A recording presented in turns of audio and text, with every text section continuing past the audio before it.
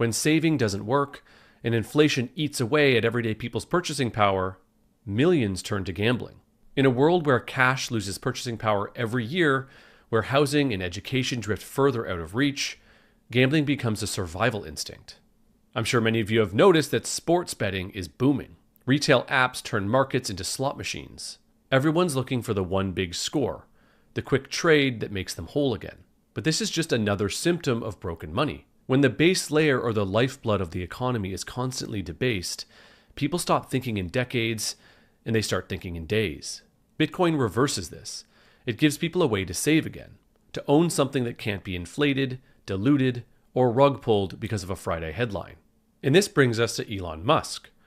Early this morning, he responded to a post from Zero Hedge about the AI arms race, pointing out that the real reason gold, silver, and Bitcoin are soaring is the monetary debasement needed to fund it. Zero Hedge wrote, "You can't print energy." Elon replied, "True. That is why Bitcoin is based on energy. You can issue fake fiat currency, and every government in history has done so. But it's impossible to fake energy."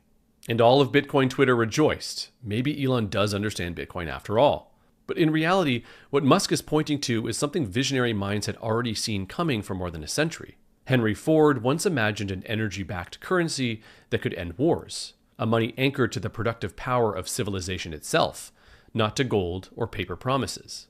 Nikola Tesla dreamed of a system that could measure value through the flow of energy, where money could represent work directly, not the whims of governments or banks. And decades later, Buckminster Fuller said it outright.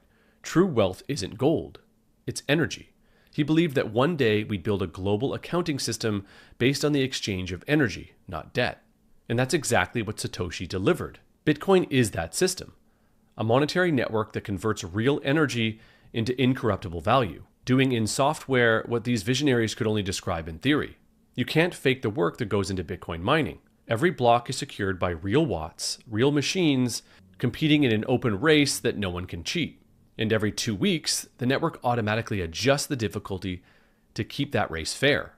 That's the genius Satoshi built, a self-balancing system that measures the passage of time through energy expenditure. Marty Bent put it perfectly on X. Miners around the world now perform over 1 sextillion hashes per second, each a digital lottery ticket paid for in electricity. Proof of work with a difficulty adjustment might be the most important economic breakthrough of our lifetime.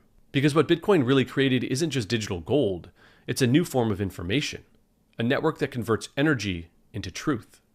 And as Checkmate explains, that's what connects Bitcoin and gold. They're both signals, both stores of human trust and work. The difference is, Bitcoin transmits that signal at the speed of information.